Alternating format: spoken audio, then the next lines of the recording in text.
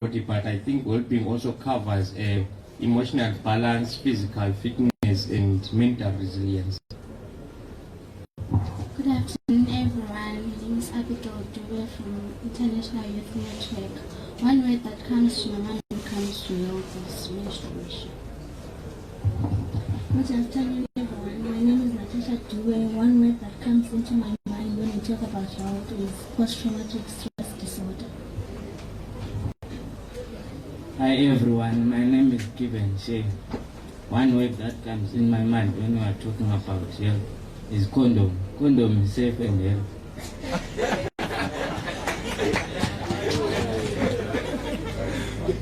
Good afternoon, everyone. My name is Vanessa Nyoni from International Youth Network. One word that comes from my mind when someone mentions the word healthy.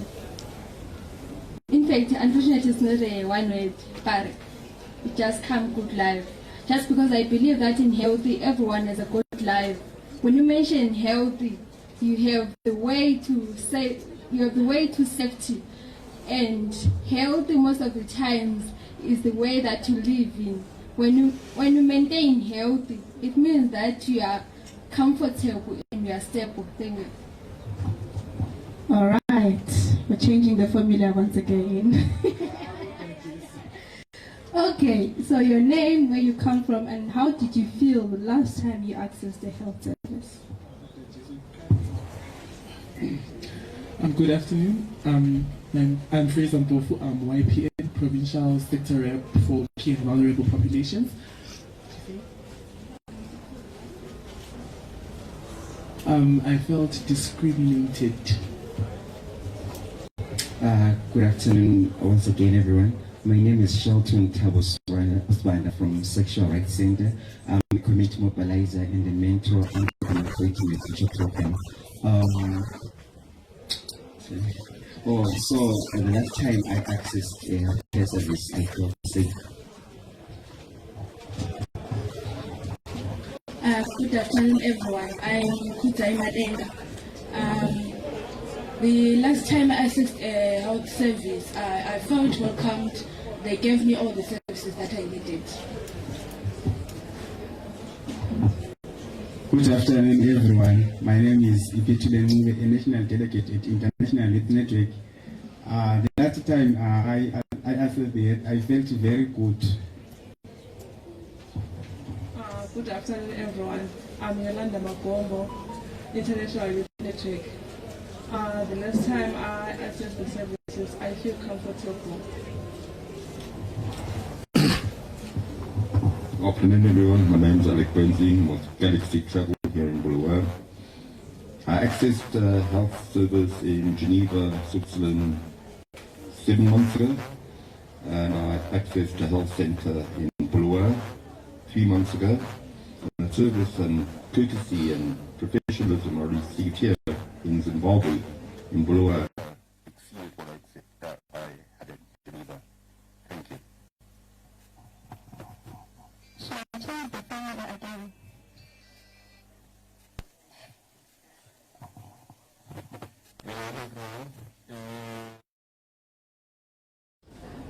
I'm my body, my future boys mentor, and I plan international.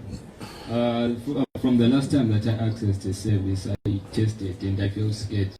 I don't know why, but even though but it's they are putting animals otherwise, but well, that's how I feel. Good afternoon, everyone. My name is Tabungwenye, the Junior Mayor of Bulawayo. The last time I accessed a health service center, I felt traumatized because they actually were wanting to diagnose me with sugar diabetes. Good afternoon, everyone. My name is Buyontaisi and I'm the Junior Town Clerk of the City of Bulawayo. So the last time I accessed health services, I felt very, they really helped me out. They were very hospitable. Good day, everyone. My name is Panelists, the Bulawayo Junior Disciplinarian. Last time I accessed the service, I felt very terrified because they wanted to touch things I didn't want them to touch. So it was not a good experience for me. Hi guys, my name is Vimba, Junior Secretary of Blawayo. The last time I experienced the hospital services, I actually ran away because they already diagnosed me with COVID-19 but decided to attack.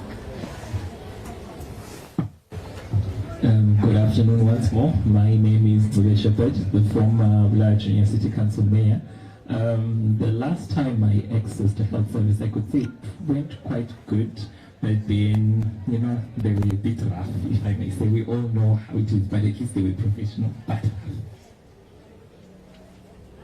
Salwana. My name is Matthias Moyo. I'm from YPN. Last time I tried accessing a service. So I tell much it takes and the response that I got was very thing and was out thing. Okay, so let's clap hands for ourselves. We're such a lovely group. Clap hands. Okay, you're going to clap again. Let's clap hands for ourselves. Thank you. All right, so we have a very lovely panel in front of us. So I'm going to give them a chance to introduce themselves before we begin. Good afternoon, everyone. My name is Dumsani Ngwenya, the current national facilitator for the Young People's Network on Sexual Reproductive Health, HIV and AIDS. Ahoy, my youth, ahoy. Ahoy, young people, ahoy. My name is Onward Gibson. I'm a former national facilitator for the Young People's Network, 2013 to 2015. And I'm currently the founder and director for my Age Zimbabwe. Thank you.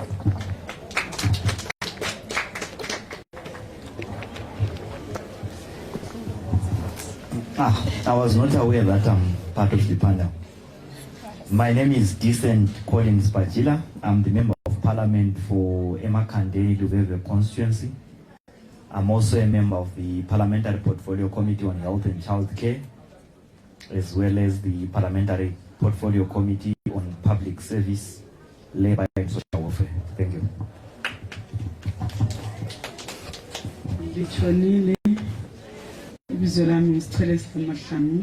Member of Parliament for Pamela constituency. I'm also a member of Health Committee, Defence, Home Affairs and Security, and Public Service and Social Welfare. And I'm also the Standing Rules and Orders member in Parliament. Thank you. Chef. Let's clap hands for our lovely panel. Okay, so we begin, right? So our first question, how are young people engaging in the HIV response from your view, from the way you've interacted with them, or from what you're seeing as well?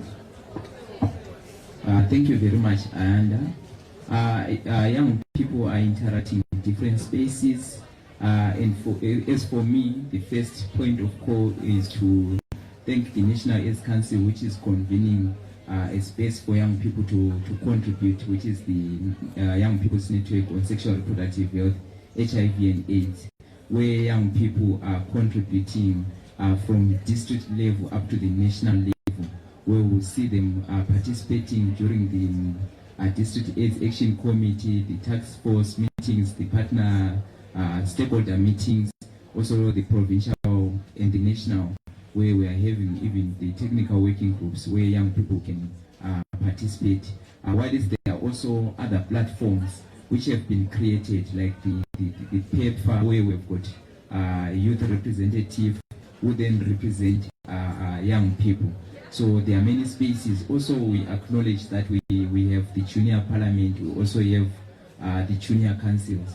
These are some of the spaces where young people are engaging and interacting and making sure that there is a change that they want.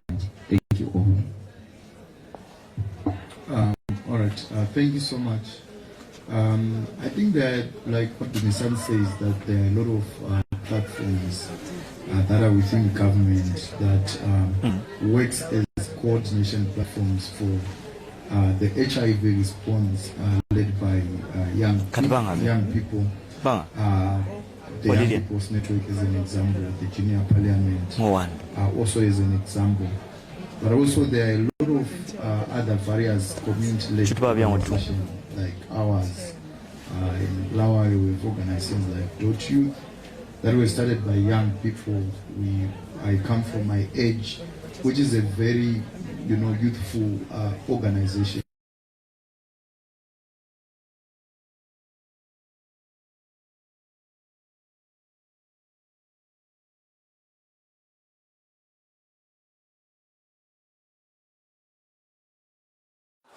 Their voices in spaces that matter, including the National Adolescent Health and Wellbeing Symposium that we host and we co-create with young people at a national level.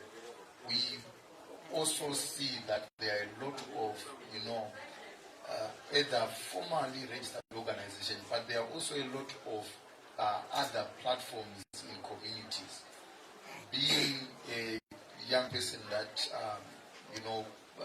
came from the art side when I joined the HIV and SRH advocacy space, I was an artist in communities, because we also want to celebrate a lot of organized advocacy, or a lot of organized response where we come and we wear suits and we are nice and we get lunch money.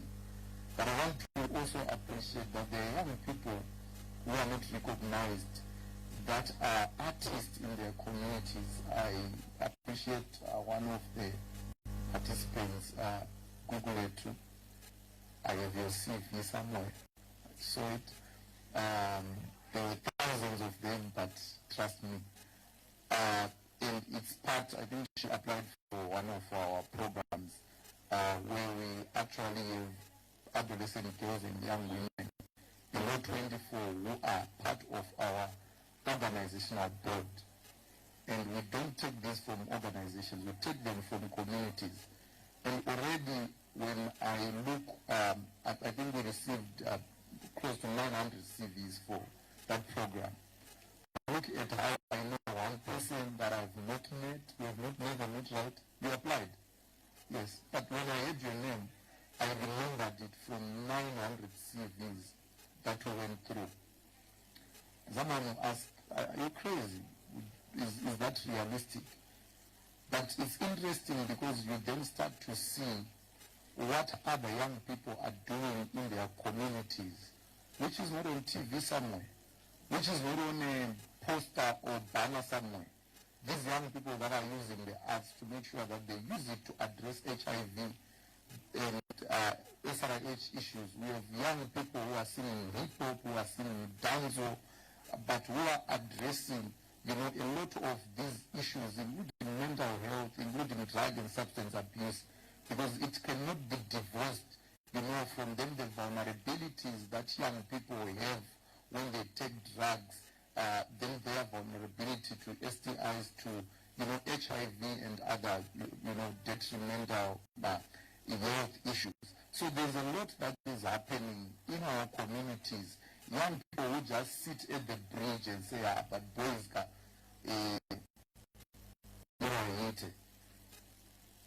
they are doing a lot at their community level, and they can be able to encourage each other. So I believe whether organized or whether unorganized, there is actually a lot that young people are doing at micro level, at meso level, but at that community level where they are also having interactions with their friends and their peers in the communities. Thank you. Okay, so once again, we change the question. So what other initiatives have been put in place to encourage youth participation in the sector? Thank you so much. Well, there aren't much initiatives, at least that I know of, that specifically speak to youth participation. But I have to say that from the perspective of Parliament, what exists for young people to participate, first of all, is that young people need to find their space in Parliament so that they become members of Parliament themselves and be able to do this. For young people, if you are female, there are 3 ways by which you can get to Parliament. You can either be a member of Parliament through first past the post as a female member of Parliament, go and get your seat in Pumula just as she is here.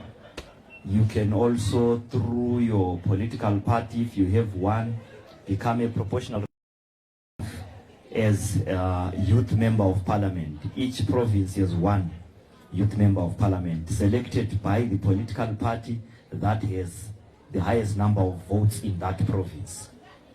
Then also, if you are female, you can also, through your political party, seek to be a member of Parliament through the women's quota.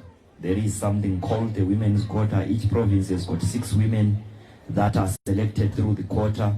The quota is determined by the number of votes that each political party has. So young people can be in Parliament and be able to participate in these processes. But also there are public spaces where we have got these bills. We do public hearings on a number of bills. I know that there is a national health insurance bill that is coming. We will be coming to do public hearings in your communities. Young people need to be able to come there and be able to get their views heard. But also, most importantly, young people might need to meet earlier than that to coordinate their views, because it's not possible to get to a meeting and everybody speaks. But if there is a view that exists and is held by many people in that room, the chances of that room or of that view being part of deliberations in the meeting get higher. So there's quite a number of bills that are coming. I know that in about 2 or 3 weeks' time, we'll be here in Bulawayo with the private voluntary organizations bill public hearing and the national the persons with disability bill. There's quite a number. So young people need to occupy that space and get their views heard. Deciding for you. And even like what I said before, when we came here, we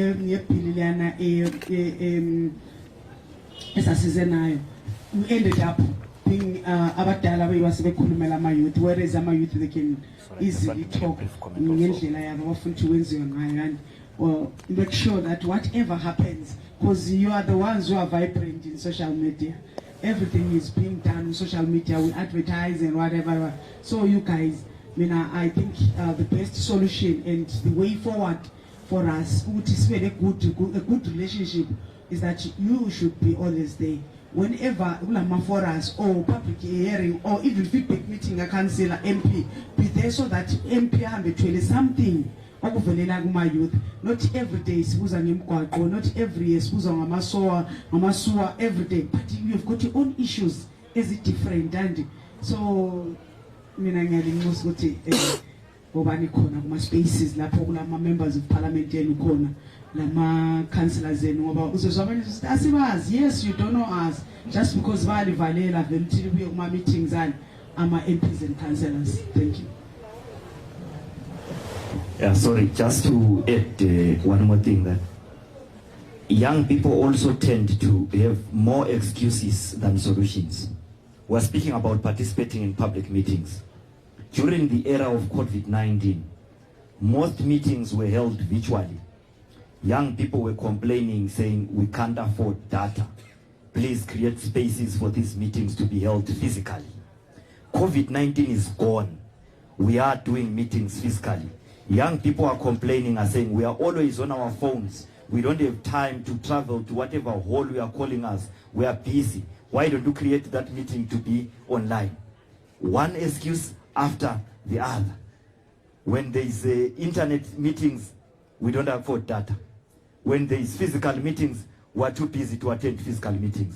So at the end of the day, let's reduce the excuses and make ourselves available in spaces where things matter. I thank you. Okay, thank you. So it's really nice to actually actually hear how young people are actively participating at different levels, from the districts right up to national level, and how they are encouraged to actively participate. And we see that some are actually being recognized, which is actually lovely, and keep it up. So now the next question, why should young people be engaged in these programs? Thank you, Ayanda, for the question. As young people, before we talk about anything else, we need to also think of the population. We represent, the youth represent over 60% of the population. So the last time when we had the youth in Indaba, I was saying we don't need a youth quota. We need to say adults quota. We have few adults in the parliament than us, because we have got the bigger population.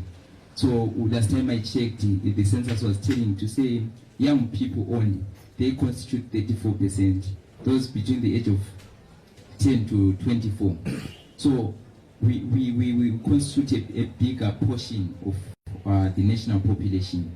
Then another thing we're saying, whenever you are developing something, whether it's a program for the young people, we need to be engaged, because we know the challenges that we are facing, and we probably know the solutions to our own challenges. No one can prescribe the solution to our own challenges. We need to tell our story, and we need to tell our solutions as young people. So there's a need to engage young people at all levels, not decide for them, but make them be heard. We know these bills will come, but there's a bias sometimes. We'll be there in those consultations.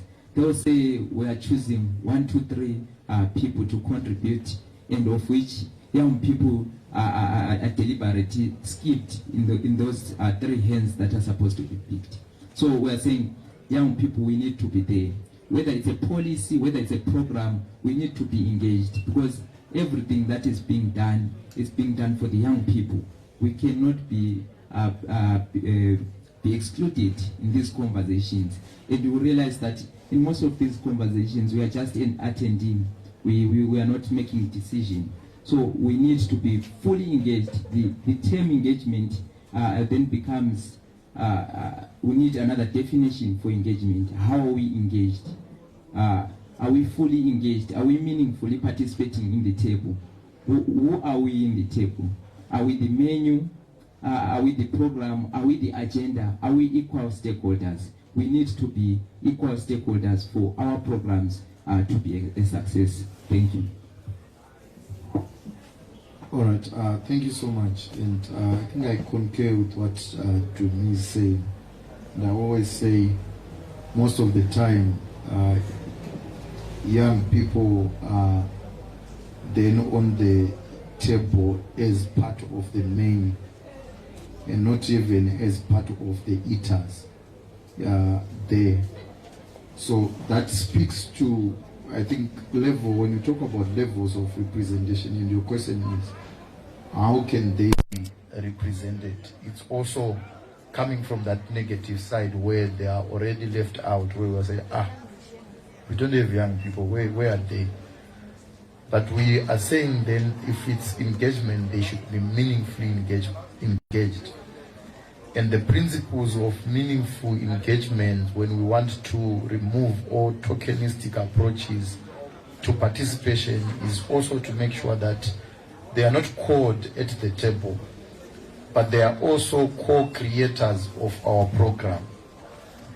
Before we say this is a program for young people, that we are bringing young people and we want to see young people, we should be able to say,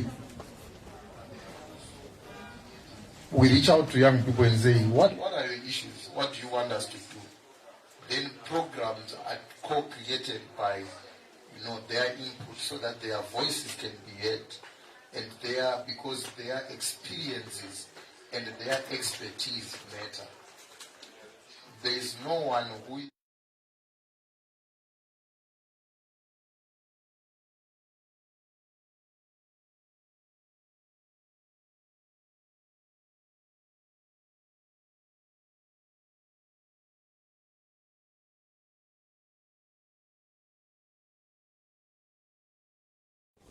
If you come from Magwegwe, for example, and you're a young man, you know that bridge where young people go and sit. You don't need lunch, you don't need transport, you don't need a car, you know where the young people are found. And number two, you know the language in terms of how do you speak with them. The time that we sit like this, us look like we are more superior than those that are there. And we already defeat, the conversation. Sure that we are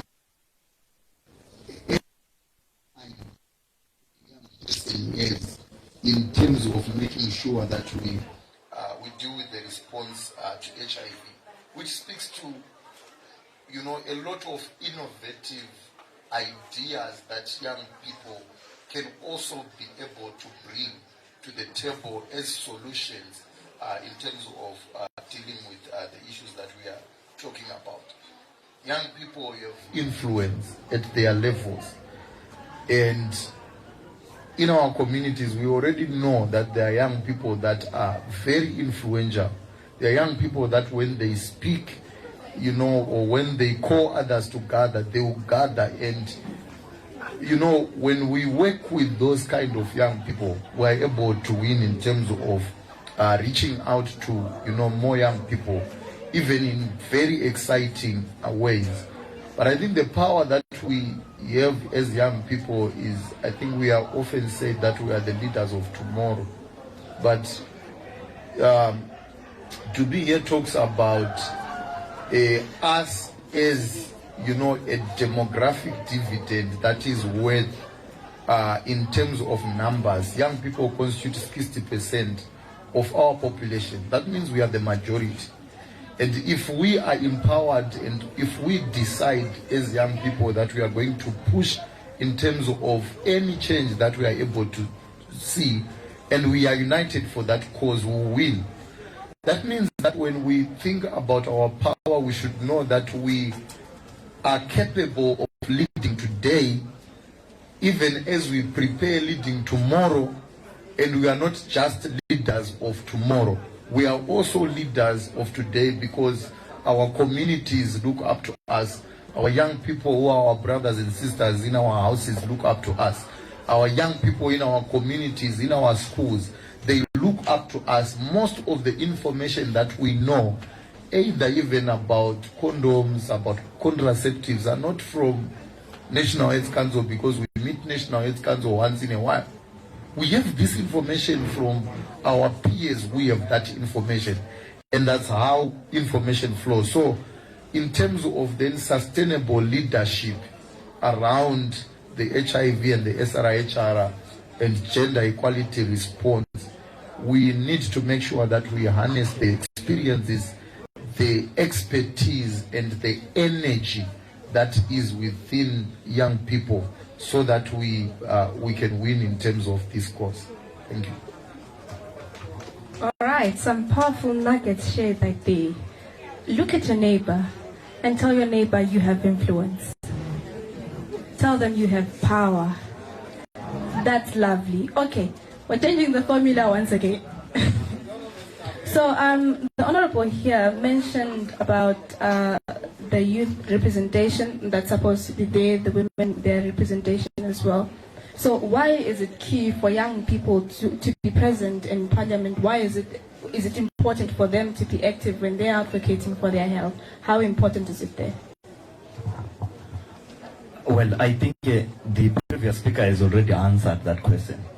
Young people need not only be consumers of legislative products that will have been out there. They need to be co-creators of those laws. The laws that affect young people need to be formed with young people's input at all stages. So there is a stage where only members of parliament participate. Young people must be there. There is a stage where the entire public participates. Young people must be there. So we need to make sure that there are young people everywhere. That is why it is important for young people to ensure that they are inside there. Inside council, young people must be there. inside Parliament, young people must be there. Because, let me use this. Do not hear me wrong. But it is the easiest way for you to understand. I will put it in isiNdebele.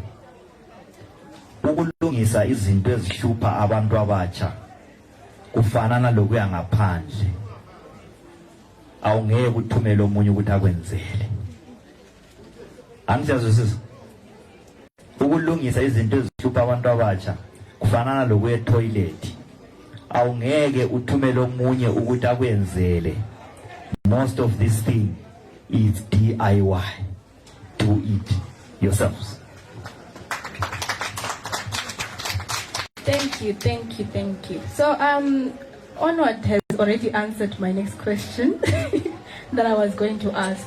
Well, the next question seeks to ask on, are the young people really participating in the spaces that they are supposed to be participating in? All right. There is very little to. And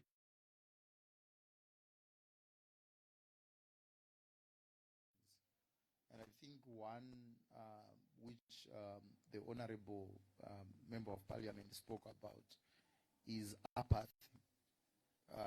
Just the lack of desire for young people to actually participate sometimes.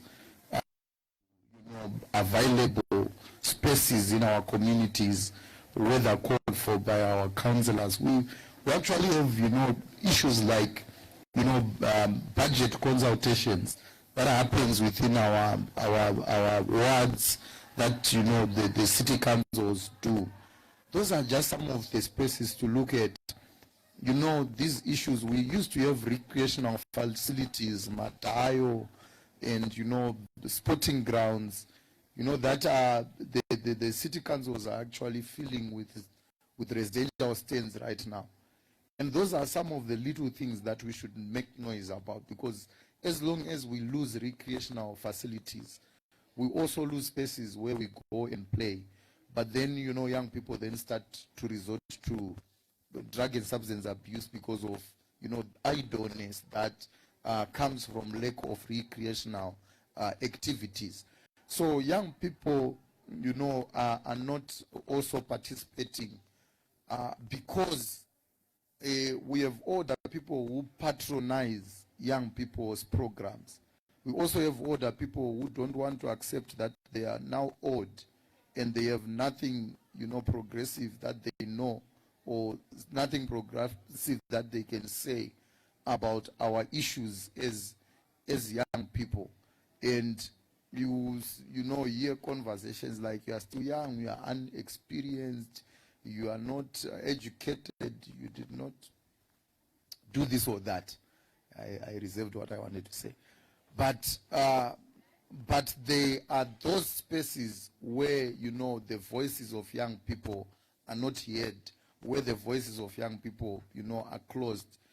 Sometimes also when we look at the processes, especially with the law-making processes, some of the information that come to young people come with strong languages which are very difficult for young people to also interpret. So sometimes when they hear those things in those languages, they actually think, it's not our issue. But I think for those that understand and for those that also, are in touch with these issues, it is also upon us. When we look at you, and me, I didn't want to read a lot, but I also had, other friends of mine that were smart, that wanted to read, that would research. So it doesn't mean that among us there is no one who understands. The onus is also upon us to make sure that we interpret all these laws and all these documents into understandable languages, by our peers, not translate as in, that process of, professional translation, but just saying, in our language as young people, this means this, so that we also make sure that we push young people to participate. But we don't also want to forget that we are also living in a patriarchal society that also disadvantages participation of especially adolescent girls and young women. Where some of these programs, Honorable, happen at 6 p.m., where then adolescent girls and young women are not even allowed to go out of, their houses by, their parents as well. So sometimes also proximity in terms of outreach, when we want to push for meaningful youth participation, is not there. Where there is also need resources, and young people are not resourced enough to travel to participate or to, sometimes get whatever it takes that enables their participation. So we also need to do more in terms of making sure that we support meaningful engagement of young people by making sure that we put up resources, we select times, and we select spaces that are accessible by young people so that they can participate fully. Thank you. Thank you very much. I think Onward has touched most of the key points that I wanted to highlight, but maybe let me buttress on the issue of capacitation. Yes, we might seem to be not fully capacitated, but there are some of the young people who are capacitated. So most of the times you hear the seniors, the adults saying, no, young people are not capacitated, young people are not able to do such and such. Who should capacitate us? Are the adults. They are not in position of capacitating us. So there's a need also to make sure that we try by all means to make sure that we capacitate ourselves so that we can fit in these spaces. So whenever young people are engaged, there is a challenge to say you are not capacitated. There is a challenge of saying age. You are a 21-year-old, you cannot represent us. You are still young. There's also an issue to say you are called in a meeting where the honorable members, there are 13 of them, and you are the only one as a junior member of parliament. What are you going to say? 1 against 13. It becomes a challenge. We will tell you of Global Fund writing process. We only had 7 young people against over 143 adults. So what are you going to say? It becomes a challenge. The environment becomes tense. Sometimes it doesn't appreciate that there's a young person. It won't be a conducive environment. As much as you can be an advocate, but the number speaks to say, now the Honorable was saying there's one member of parliament who will represent youth. It simply means we have 10. The parliament constitutes of 280. We've got 10 youths. We've got maybe we might get 2 from the women's quota. We can say 2 by 10. We are having 20, 30 youths out of 280. If you do your mathematics, what percentage is that? Are they going to be able to articulate issues, or sometimes they are going to be pulled in that parliament because of these senior members who will be there? So the place is not conducive enough for young people to participate. Then the other issue was the issue of resources. It is difficult for young people to do their activities. You will see, we wait for change. To say, there's this money that has been left from this program. That's where we are taking the money. We don't have our direct budget. The budget might be there, but it's not enough for the youth programs. Mind you, we talked of the demographic dividend, the percentage that we are representing. But go to the budget. How much is allocated to the Ministry of Youth? Before we talk of the organizations, we talk of the government. How much are they allocating to the Ministry of Youth? Is it enough for the young people to execute their activities? From the government level, before we go to how the how then the health sector, how then PEPFAR and Global Fund. We talk of the government on its own. How much is allocated to the Ministry of Youth? And how big is the Ministry of Youth? And we talk also of the number, the people they are supposed to serve. Is it enough for us? So it then becomes a challenge for us to meaningfully engage, because the resources are few for us to meaningfully engage. It's difficult for you to just call a member of parliament to say, I've got a dialogue, or say, I want to call the minister to say, we've got a dialogue. There is a need of resources to make sure that we have those people to participate. Because we can meet here and discuss, but we really need these policy makers. And where are the resources? It then becomes a question for us. Thank you. Okay, thank you. So the young people have spoken themselves, and it's actually quite a lot, but I hope that we're taking notes and holding the questions. So to our Honorable Minister, Member of Parliament, we have the women's quota, we have the youth quota. Are the young people in those positions meaningfully participating? Yes and no. Yes, in the sense that their views are held as equal to the views of everyone else. But numerically, they are numerically inferior. But we've seen a lot of improvements. The first improvement that we saw is that the portfolio committee, you know, Parliament works through portfolio committees. I introduced the portfolio committees that I come from, and Honorable Mahlangu did the same. The portfolio committee on youth, indigenization and empowerment and vocational trainings is chaired by a young person. Honorable Mutsa Ziambi is a young person. He came in through the youth quota. I think he's less than 30 of age. He's the chairperson there.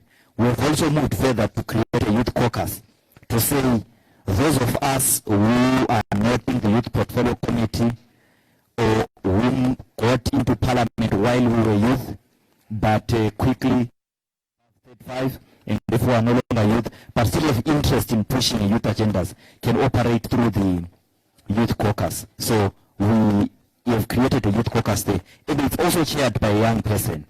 In the youth caucus right now, one of the important debates that we are having, which I see coming out here, is this one. Is the youth quota, not necessarily youth quota, is the Ministry of Youth necessary? And I'm part of the people who think that it's not. The reason why I think it's not is that from where I stand, we need to have a Director of Youth Affairs at the Ministry of Finance, a Director of Youth Affairs at the Ministry of Agriculture, at the Ministry of Health, at the Ministry of Mines. In each and every ministry, there must be a very senior person representing the interests of youth. Because right now, if you are a young person, you can go to the Ministry of Mines, push, and push. If you push them too hard, they will tell you that please go and take your issues to the Ministry of Youth. But the Ministry of Youth is no mines. The Ministry of Youth is no land. The Ministry of Youth is a platform for discussing things. Ultimately, whatever the Ministry of Youth can give you, its responsibility lies with another ministry. So in my view, we need to strengthen the representation and the opportunities for young people by creating a youth directorate in each and every government ministry. This can only happen if we have got strong young people inside Parliament. Because young people need to bring forth this issue. I have to say I enjoyed one parliamentary debate I enjoyed was the motion on drug and substance abuse. On that day, both sides of the House, when I speak about sides of the House, when you are in Parliament, the opposition must sit on the left of the Speaker, the ruling party must sit on the right of the Speaker. Both sides of the House, the bulk of the speakers were young people. And the issues that they raised were issues that cut across the political divide, issues that cuts across the regional divide were issues that really affect young people. And it was a motion on drug and substance abuse.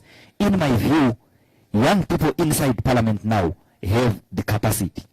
Lastly, there is an issue that was brought about whether young people in there are meaningful and in terms of their numbers. Now let me challenge you and say this. If you have turned to the age of 21, nothing stops you from seeking to be a member of parliament in your area, in your community. The member of parliament for Harare West, Honorable Joanna Mamombe, didn't get into parliament through a quota. She won by going to the ground to mobilize fellow young people to vote for her, and she did that at the age of 24. She is now in her second term in parliament. She will do 2 terms in parliament while she is still a youth, because she will finish at the age of 34. So, this is the kind of work that I'm challenging you to do. Go and work in your communities, mobilize young people. Do not reduce yourself just to benefit from the youth quota. You can go and contest, you can be a councillor, you can, I know the former deputy mayor of Fulao, Councillor Mulando Ngobe, also finished his 10 years as a councillor at the age of 34. First got into council at the age of 24. He didn't get him through a quota. He went into his community, convinced people to vote for him, and he won. You can also do it. The youth quota is there just to increase the numbers, but you can also go first term at your age. As soon as you are turning your age of 21, you can qualify. And by the way I'm seeing everyone who is here, it's either you are above 21 or by 2028 you will be above 21. So you can do it. Go and contest, go and represent young people from your community. Thank you. Okay, thank you. So we have heard from our panelists the gaps that exist in youth participation in the health sector. We have also heard how we can amplify our voices further in parliament when it comes to the health sector as well. So my last question to the panelists is, having noted the gaps that exist, what are the possible solutions, or what do we feel can be done to further amplify the voices of young people? Okay, thank you very much, Onwat. I think we have identified the gaps, and what can be done is to make sure, I think we also gave the recommendation to some of the gaps to say we need to make sure that we are capacitated ourselves, so that when we are getting to a space, we are telling them to say, what you are doing, I know A, B, C, D, E, than to be like, what is this? You should make sure that you are capacitated yourself. I think Honorable said this, do IY, do it yourself. It's hard for someone to come and say, I want to capacitate you on global fund writing process. I want to capacitate you on this policy. The policies, the bills that are coming, some of the bills are already there. You see the medical service bill, it was there in the 9th parliament. You can go and read and ask around, what are the issues that are there in that bill, such that you are informed yourself. When you are getting into a space, you are able to quote from even other statutes, because the act doesn't work in silo. There will be other acts that support that act. So again, capacitation will then look into resource mobilization. You need to be capacitated on how to manage resources, how to get those resources. We talk of concept notes, we talk of proposals. Do we know how to write a proposal? Do you know how to write a concept note? Do you know how to engage partners? These are some of the skills that as young people, as young advocates, we need to develop ourselves. And we need to make sure that whenever we are sent to represent young people, let's make sure that we represent young people to the fullest. we make sure that we represent the constituents. Let's not represent ourselves. Most of the young people, they will go to certain platforms. At the end of the day, they start to represent themselves. They are no longer representing the young people that they left. I was glad in the previous session you could hear people talking of children in rural areas, while most of us, 3/4 of us here, we are coming from the city. We are not coming from rural areas. It simply shows that we are developing another skill to say we are able to represent the constituents. We are not only representing ourselves. So this is some of the recommendations that I can submit. Thank you. Thank you so much. So I think already you can see, I think from my personal interactions with, I think, young people who have been part of the, junior parliament and junior councils, you see then how they continue to, foster or lead programs, even after the program, that is to do with youth leadership and starting and supporting initiatives. And that is very powerful because these have been given an opportunity to meaningfully engage and meaningfully participate. And one of the conversations that I've done, I think, within the spaces of the Ministry of Education is why don't we start even electing our prefects at primary level? What does it do? It makes those young people who want to lead to take initiative at that stage and realize I need to lead and I want to lead. And if they can campaign, the better, even if in school draw their own faces and put them somewhere and, we go through, these elective processes. What are we doing by that? We are already fostering, this issue of making sure that young people realize that they have a role to play in terms of leadership in their communities, making sure that they fight for, their own spaces at that level. So we should establish more platforms on that propel or support or that capacity build young people into meaningful, participation. But also when we talk to young people in these platforms, let also have inclusive and respectful dialogues. Young people, for them to fully participate, they need to feel like they are included, they are supported, and also their voices are also heard. But also let's also support, make sure that we support, we talk and we have these conversations with donors every time, that we need to support youth initiatives from communities. Funding by donors should be able to go to those initiatives that reach out to young people, but that are also led by young people, with the capacity building initiatives that are needed to make sure that we support their journey even through registration of those initiatives. We support their journey through being able to write the proposals and being able to be strong in terms of their governance system.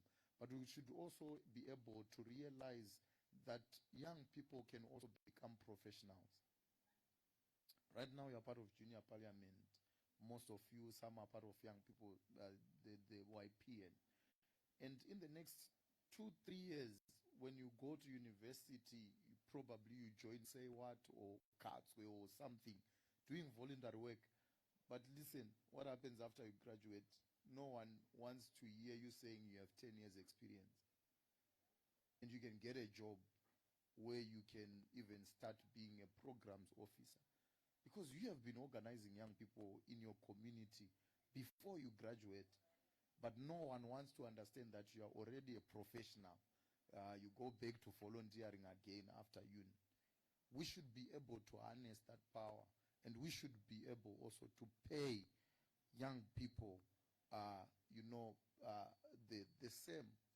If this program was going to have an honorarium for the honorable there, it should be the same with Dumi, because he's equally contributing to the conversation in the same way. but we lose that a lot. We want young people to be busy and poor. Okay, thank you. So, Mhlonishwa, singenzani? We have spoken about the gaps that exist in the participation of young people in parliament and such processes. How then can we improve? What measures can we then take? Thank you. I think the other issues have been mentioned quite eloquently by earlier speakers, and I need not take out any word from what they've already said. My addition will be to say we need to make sure that education from the start is holistic. It teaches everyone about responsible citizenship.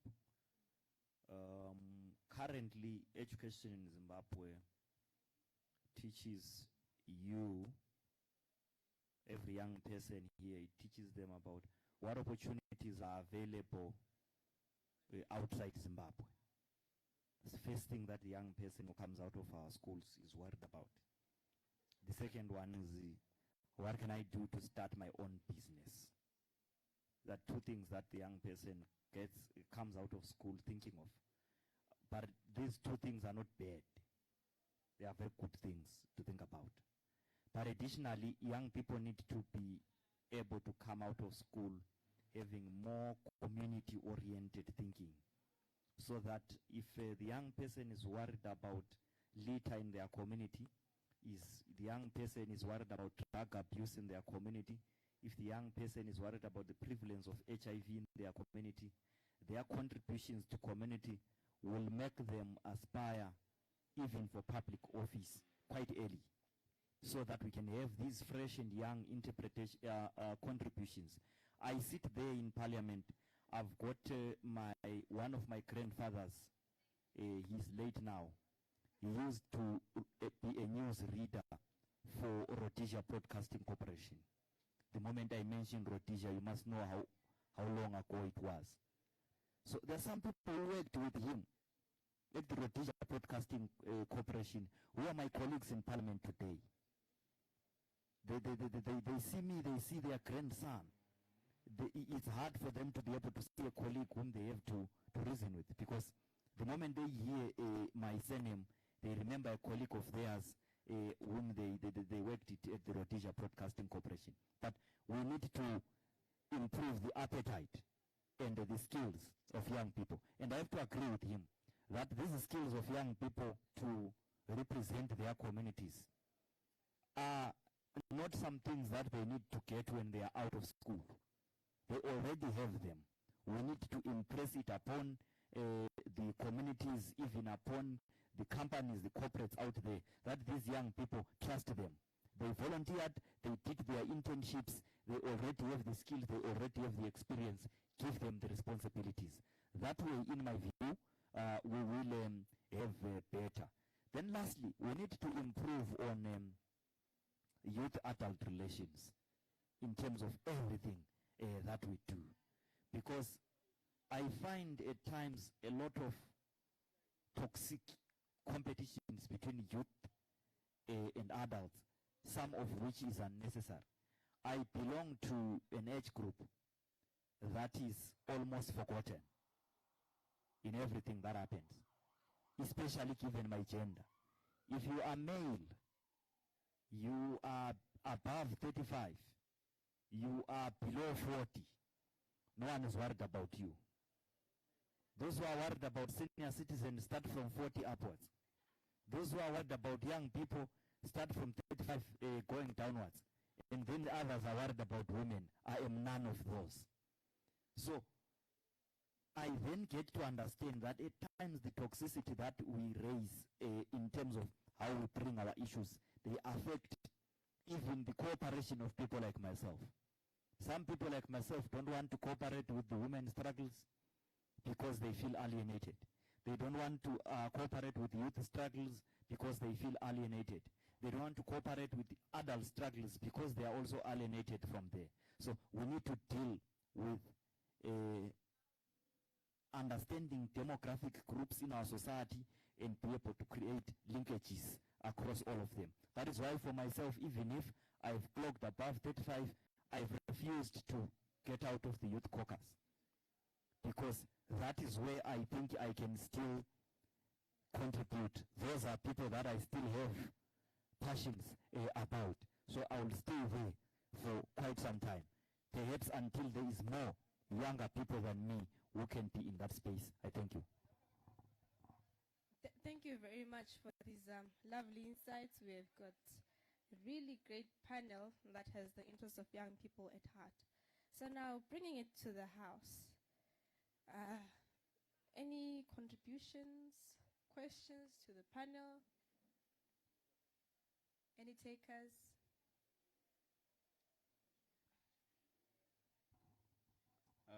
So my contribution is basically sort of like criticizing this whole idea of having a youth quota or a women's quota, to say that what is the criteria for someone to make it within parliament and to serve within the women's quota and within the youth quota. And that's where I have sort of like this huge issue, because you find that most of those representatives that are in parliament serving within our youth quota or women's quota are not really capacitated to further our youth agenda and youth issues that are actually affecting us on a day-to-day basis. My question is a bit, So I wanted to ask on true dialogue. How do we best have true dialogue without being offensive? Particularly, for example, there are certain issues that we know that belong to X, Y, Z positions, and you can't address those issues directly. And you know that once you do, you're probably gonna, I don't want to say it out loud, but you know what I mean. Probably most people know what I mean. So to say that as young people, we need to have unfiltered conversations. We need to talk about what affects us blatantly, clear and truthfully and honestly about it. But there are some hindrances in terms of doing that, because there's some things that are associated with fear. And I was part of panel discussions, and some of the issues, you're afraid to even raise them. So how do we facilitate true dialogue within the youth? How do we go about it? It's terrifying to have true dialogue now. So that's my question. There was a hand. Okay, I will talk on participation my youth, and I think at most times at most times I think we are ignorant, and at the end of the day all right, our stakeholders, they don't include us in the decision making process. And because even in my community it's 2 weeks back there was kwekukhethwa ama-structure azasebenza lo councillor lo MP for the next 5 years, and the attendance yama-youth was so poor, ukuthi sa-attendance balutshwane. Then you see ukuthi in that panel uyabusukhulelwa ngabantu abadala, because now the youth were ignorant ukuthi behambe laphana and would go and advocate to be in those structures, ukuthi lathi we can lobby for our issues for the next 5 years. So I think basically it's ignorance, and we must work on it as ama youth, ukuthi now we must be in these meetings, file our budget consultations and everything. We must be part of those meetings and not be ignorant. Okay, thank you. Any more questions from the House? Okay, so I'm taking it up for contributions, the responses, and then we go around. Okay, thank you very much. I think I had the issue of youth quota. I had already spoken about it, to say it's something that is there. I think it should be said it's temporary. Whilst we look for a long-lasting solution to how best can we improve the youth participation in government. I hear that the youth representation in parliament improved from 3% to around, is it 7 or 14%, which is a good move. However, we need to make sure that we work towards that, and we make sure that when we are having many youth representing us,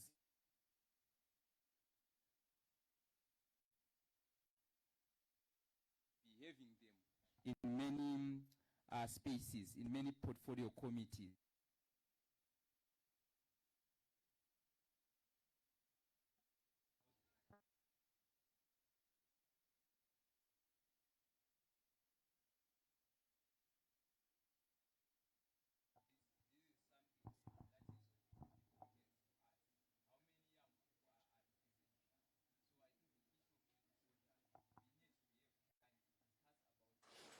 Come up with a long-lasting strategy for the youth quota. And then again, it's about encouraging each other. Like what the speaker said, to say, let's encourage each other to participate. We are going back to our community. We have had this information. Are we going to give it back to our constituents to make sure that our voices are amplified, our voices are what are coordinated? I think the Honorable Madam touched on the issue to say during the age of consent, when we were having the consultation, we were only few. I still remember I was representing Young People's Network, Muda South War.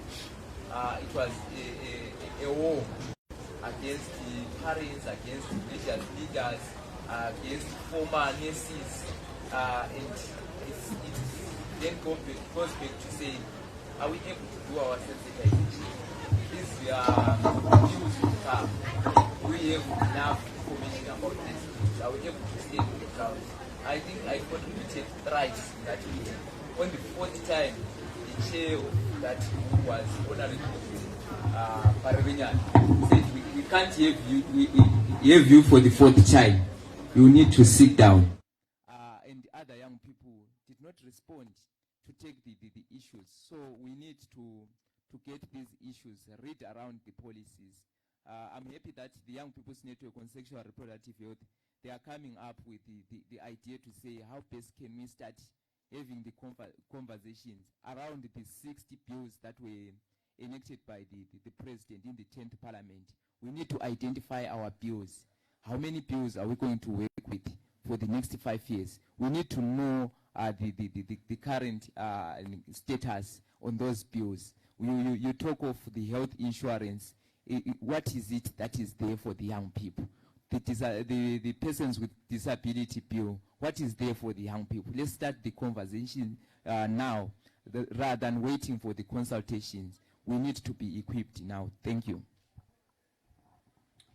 All right, thank you so much. I think in terms of broadly meaningful youth participation that then spews into elections and then seen the need for the youth quota, I also think like you, my brother, that it's very tokenistic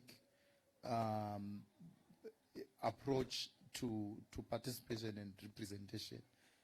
Most of the time they walk in there and to appease and please those that gave them the opportunity, which most of the time is not the electorate. So we still even miss in terms of gaps, in terms of then giving feedback to a constituency that you do not come from, but you are representing in Parliament. And I think that's why I suggested, and I think then the junior Parliament is also very positioned to push this. When I was talking about, things like elections for leadership in schools, what it does is that everyone goes through school.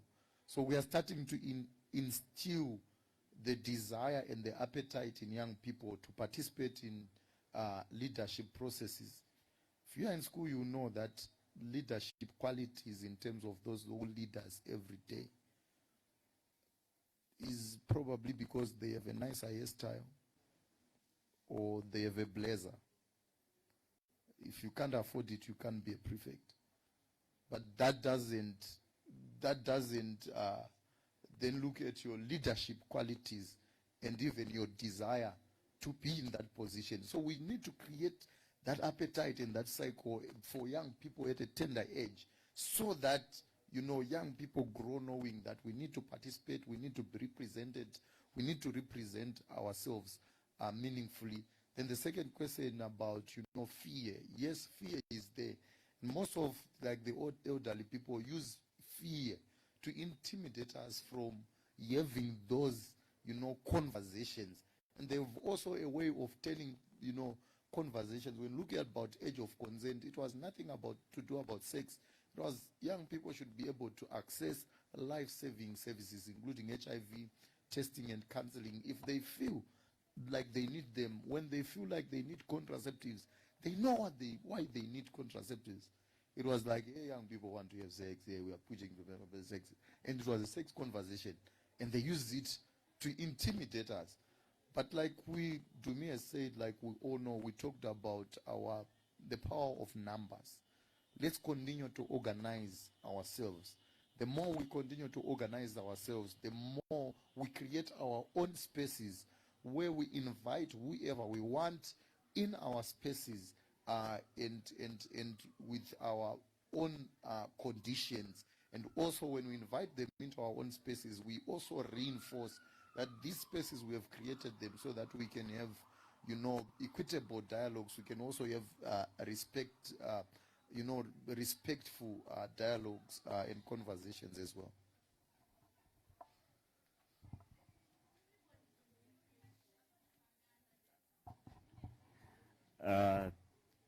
Thank you. I think I'll respond to just one question from him there. Yeah, and maybe partly a comment also on what he said.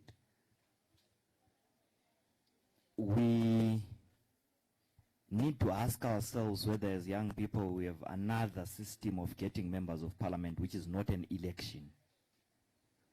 If the system of getting members of parliament remains an election, the young people who wish to get to parliament need to be able to campaign on their own as independent candidates and win, or need to join existing political parties and influence those political parties to make them candidates, or need to form new political parties that will make them candidates. These are the three ways by which you can become a member of parliament. Then when you are inside a political party, each political party will have its different rules of selecting people who are going to be its youth quota candidates, its women's quota candidates, and so forth and so forth. But for you to be a youth quota member of parliament, first and foremost, your political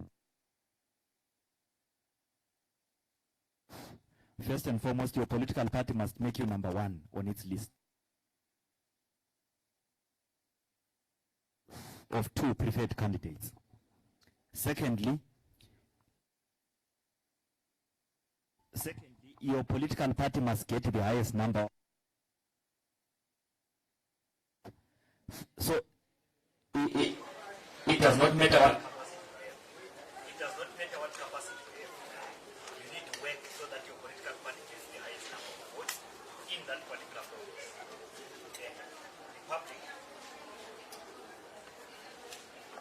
The public must then believe in the agenda of your political party in order for you to be there in parliament.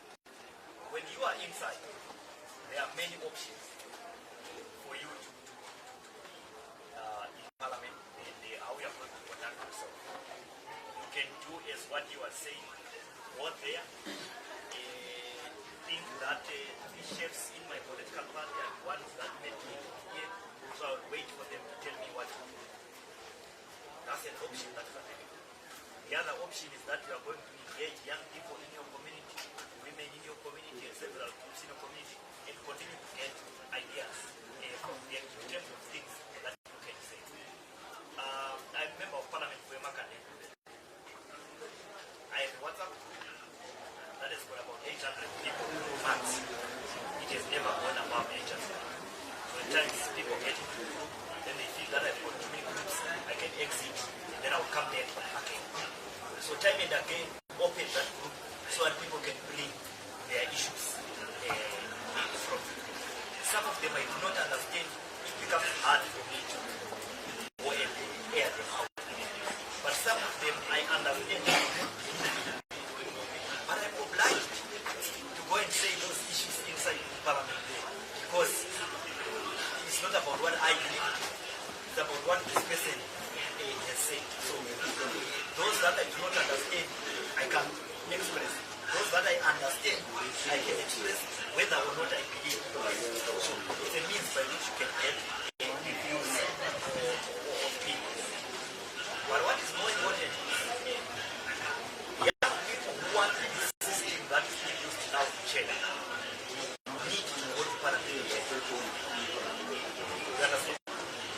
You need to go to parliament to change the system. You can't then say, because I do not believe in the system, I'm staying away from it completely. Because I think it's not the way to say people who say brilliant people who stay away from political processes of their societies end up being governed by their inferiors. You understand? Maybe I'm inferior to someone out there, but this person chose to stay away from the processes, and today I have to make rules on that person. So it's the same with you. In order for this system which is working now to be changed, you need to go to parliament to change it. You need to go to council to change it. If it's not you, it must be someone who thinks that so that the processes can change. I can tell you that every Wednesday, if you watch ZTV from 2 to 4, you'll be beaming live from parliament. That is a law that was set by people who came into parliament believing that the system was wrong. They got into parliament in August 2000. In September 2000, they moved a law that people do not know what happened in parliament. From now on, they want a law to be written that parliament must, ZBC must broadcast what's happening in parliament from 2 to 4. And that is now law. It can't be changed. If ZBC doesn't do that, it's all of it.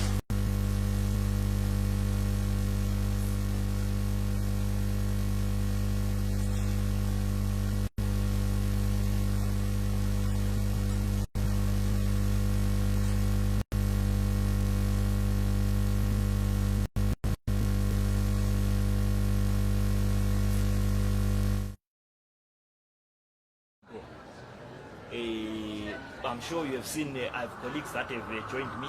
They are also from Parliament. They will take over from what we're doing. I had just to hold on until they come. Otherwise, thank you so much. Thank you very much for that submission and for responding. So as the Honourable Member of Parliament has said, we have been joined by 2 members to our panel. So I'm going to give them a platform to introduce themselves and as to also which constituency they are representing. Thank you. No, it's for live streaming. Salibonani, mina nguSenator Lilian Mlilo, ngivelela eNjube Ntumbani constituency.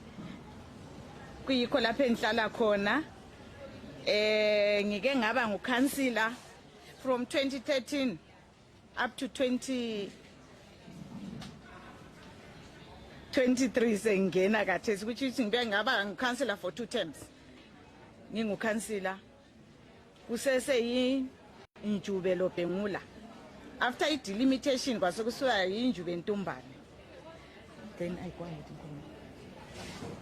introduction only.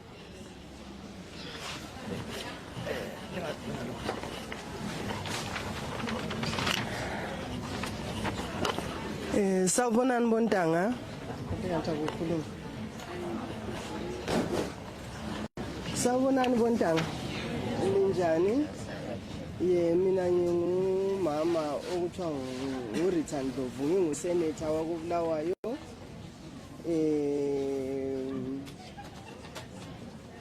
Angazi ukuthi ngikhulumeni but I think kumele ngizintroduce ngoba ngithe ngifika ngizwe umuntu oyedwa kuphela ekhuluma so I can't comment entweni engazizwanga ukuthi likhulumeni. Ngizakhomenta kurawundi elandelayo sengizwile ukuthi likhuluma ngani. Ngiyajabula ukuba phakathi kwenu bontanga. Thank you very much for the introductions. So, unfortunately, we have come to the end of our program, but since you have just joined us, the young people are here. You can interact more with them as well. So I'll just read a comment, because we are having our program live streamed on Facebook. We have some comments from Acknowledging Ngube. It says, well said on the challenges of leakage of resources to hold dialogues with higher officers and the numerical imbalances in spaces where matters affecting young people are discussed. And then a comment from Lakmo Pamitai also speaks on allocating a youth-specific budget within health responses being crucial for targeted interventions that address the distinct health challenges of the young people. So thank you, everyone. Thank you for being a vibrant group. Can you clap hands for yourselves? All right, this marks the end of our discussion and our dialogue. May we please continue engaging after this as we are exiting and keep the conversations burning. Thank you very much. Okay, may I have those who are not junior councillors and those who are not junior MPs, otherwise junior MPs and junior councillors, may I ask this? See you tomorrow, same venue, same time.